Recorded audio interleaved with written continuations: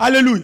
Lorsque ton esprit, c'est pourquoi même Jésus dit, veillez et priez, afin que vous ne tombiez pas à la tentation, car la chair est faible, mais l'esprit est disposé. En d'autres termes, l'esprit est prêt, est fort.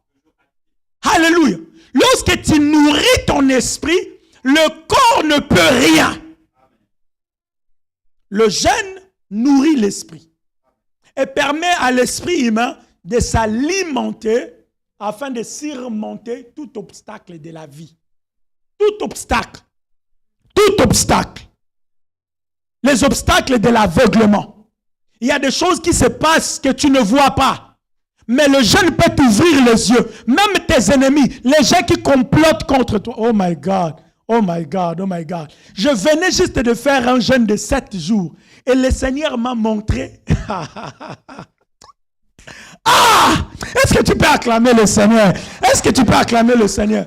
Le Seigneur m'a ouvert les yeux.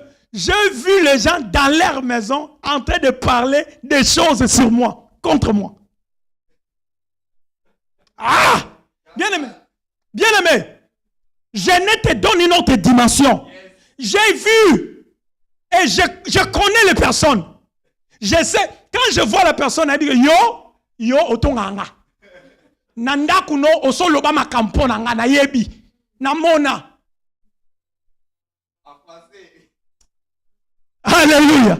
Il y a des gens que, en gênant seulement, le Seigneur m'a permis de voir dans leur maison comment ils parlent des choses contre moi. De voir. Alléluia. Le jeûne te donne une autre dimension. J'avance. J'avance. Chaque point, c'est toute une prédication. On avance. Alléluia. Est-ce que tu peux acclamer le Seigneur? Est-ce que tu peux acclamer le Seigneur? Alléluia. Vous savez, lorsque Dieu te montre quelque chose, hein, c'est juste pour te mettre en garde. Ce n'est pas pour haïr la personne. Alléluia. Ce n'est pas pour haïr la personne. Ce n'est pas aussi pour fuir la personne. Mais c'est pour te mettre en garde que fais attention avec cet homme-là. Fais attention avec cette dame-là.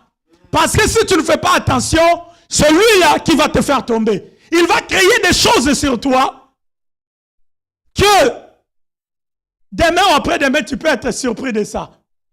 Et le Seigneur te met en garde. Il t'ouvre les yeux. Le jeûne, c'est un mystère. Alléluia. Cinquième élément. Le jeûne active le... Bien-aimé, dans ton esprit, il y a quelque chose que le jeûne active. Écoutez, cinquième élément, c'est que le jeûne active l'énergie d'influence dans notre esprit. Hey, je n'ai pas encore fini. Le jeûne active l'énergie d'influence dans notre esprit afin d'influencer les émotions des humains et des esprits à notre avantage. Aïe, aïe. Dans ton esprit, il y a une énergie d'influence.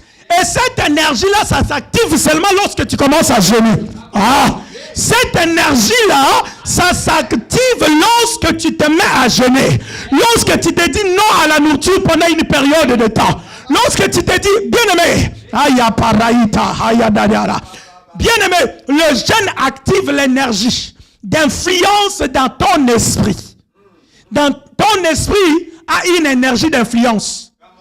Influence sur les émotions, sur d'abord tes propres émotions à toi, les émotions des autres personnes et voire même des esprits. Et cette énergie-là, ça s'active seulement lorsque tu entres dans la discipline du jeûne. Lorsque tu entres dans cette discipline-là, cette énergie-là, ça s'active et ça commence à téléguider, télécommander les choses à ta faveur. Bien aimé, il y a une histoire qu'on raconte dans la Bible. L'histoire d'Esther. L'histoire d'Esther. Esther et Mardoché. Mardoché avait un ennemi au nom de Haman. Haman s'est élevé contre le peuple de Dieu, contre les Juifs. Il a laissé Mardoché. Il a dit pas seulement Mardoché, tous les Juifs, je veux les massacrer. Amen. Alléluia. Suivez-moi ici. Amen. Lorsque Haman, qui était l'un des chefs élevés du roi Xerxès, il était tellement élevé. À cause de cette élévation-là, parce que le roi avait publié que toutes les personnes qui travaillent dans la cour royale devraient s'agenouiller, se prosterner devant lui. Mardoché a dit non, non, dans ma loi à moi, on ne se prosterne que devant le très haut. les très élevés, les très hauts, l'éternel. Je ne me prosterne pas devant un homme, mais seulement l'éternel. Haman a eu la rage, la colère. Il dit je vais le détruire. Il a publié un décret en demandant le roi de publier cela. Un décret de détruire tous les Juifs. Et lorsque Mardoché a appris cela, il est allé auprès de du reine Esther. Alléluia. Il dit écoute, voilà la situation. Nous sommes prêts à être détruits. Il faut que tu fasses quelque chose. Esther qui dit, je ne peux rien, parce que je ne suis pas dans ma période d'aller voir le roi. Pour voir le roi, il faut que le roi te convoque. Allez le voir. Mais aussi lorsqu'il te convoque, il doit te tendre son bâton royal. Pour que ça montre que tu as la faveur du roi. Mais moi, je ne suis pas encore dans cette période-là. Donc si j'ose seulement, je peux être tué. Je ne peux pas. Mardoché qui dit, écoute, tu ne sais pas que peut-être c'est à cause de cette circonstance que l'Éternel t'a fait entrer dans le palais royal. Si tu ne fais rien, les saluts de Juifs peuvent venir d'ailleurs, mais toi et ta famille, vous serez peut-être tués. Alors il faut faire quelque chose. Esther a dit, qu'est-ce que je dois faire? Je n'ai rien à faire. Alors, Esther, sûrement qu'il avait la révélation. Il dit à Mardoché, allez-y, jeûnez pour moi pendant 3 jours. Pendant 3 jours et 3 nuits. Il y a même une révélation sur la résurrection de Jésus attachée à cela. Mais on ne touche pas ça aujourd'hui. Alléluia. Jeûnez pour moi pendant 3 jours, 3 nuits. Et moi aussi je ferai pareil. Esther, elle a aussi commencé à jeûner pendant 3 jours avec ses serviteurs et ses servantes. Mardoché est allé faire pareil. Bien-aimé, à la fin, vous connaissez l'histoire, à la fin de cette période de jeûne, Esther s'est décidée d'aller voir le roi. Souvenez-vous, le jeûne active l'énergie d'influence dans notre esprit. Le jeûne active l'énergie d'influence dans notre esprit afin d'influencer les émotions des humains et des esprits. D'influencer les émotions. Esther est allée pour voir le roi. Pendant que ce n'était pas la période de voir le roi. Mais elle dit, j'irai. Si je mourais, que je meure. Il arrive, il entre. Lorsque le roi le voit comme ça, le roi dit, qu'est-ce qui se passe? Bâton royal. Allez, prends ça. Déjà, le jeune a commencé à travailler sur les mentions du roi. Aïe!